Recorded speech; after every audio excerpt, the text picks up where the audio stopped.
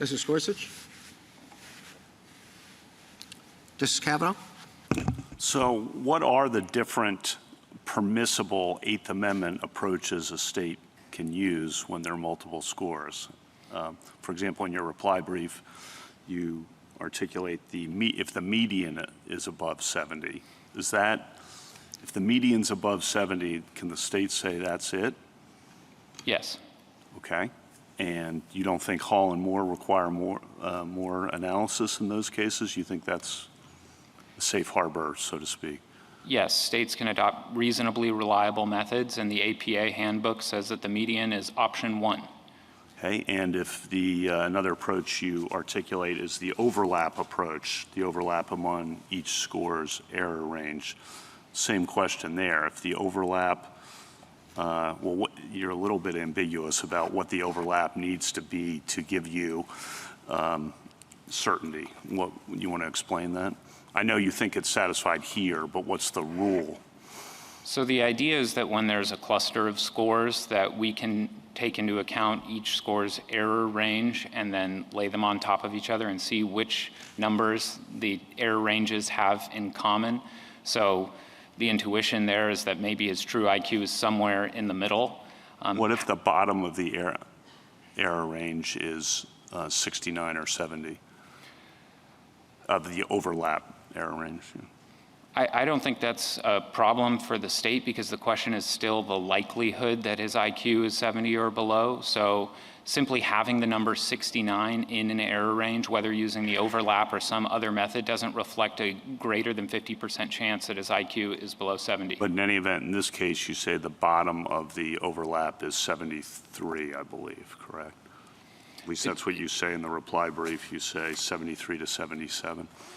And I think that should be a 78, but that's on the most generous assumption about the error range being plus or minus 5. Okay, and is the composite score method another method that the state can use, and in your view, stop there? Yes, okay. When it's available. And are there any other methods? The average is a rough approximation of the composite score. Well, there's a lot of skepticism about the average being accurate. Well, the author of the AP, one of the authors of the APA's amicus brief in this case, Dr. Schneider, said that the average is a rough approximation of the composite score. Even if the composite score is the theoretically best method, states are allowed to adopt other methods. The fifth method would be to look at the high score when the highest score's entire error range is over 70.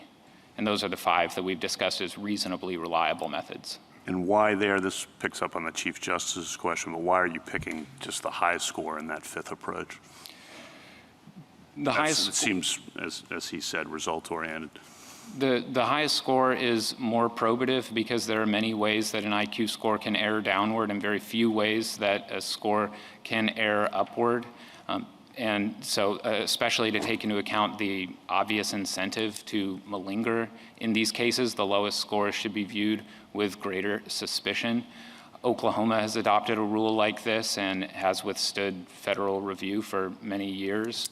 And follow up on Justice Kagan's question, what's the logic or the rationale or the sense behind not having a district court or a trial court or a state court have the ability in those circumstances to go on and look at more? Because I think what you are saying is each of those approaches are essentially a safe harbor. You win.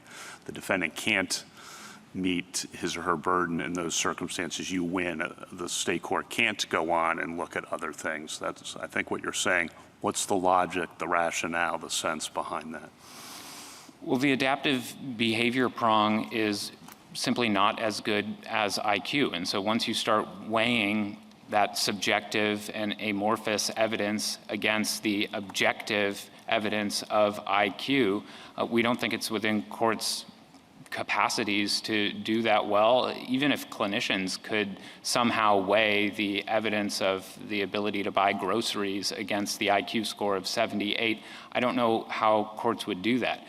Adaptive behavior was added later. Originally, the diagnosis was just based on IQ.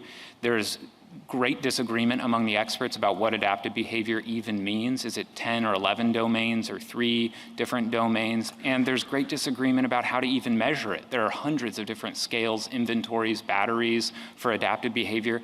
I think people have a misconception that these are just other standardized tests, but often it's not, and there's a lot of judgment that goes into picking them. So I'll just give one example in this case, a reading comprehension test.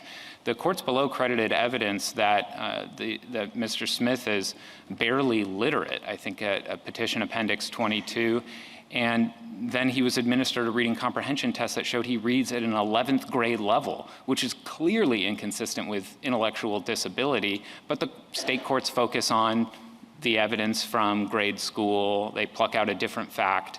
And so this is not a really rigorous scientific test. The way that IQ is the fruit of a multi-century enterprise to figure out the best possible estimate of intelligence. Thank you.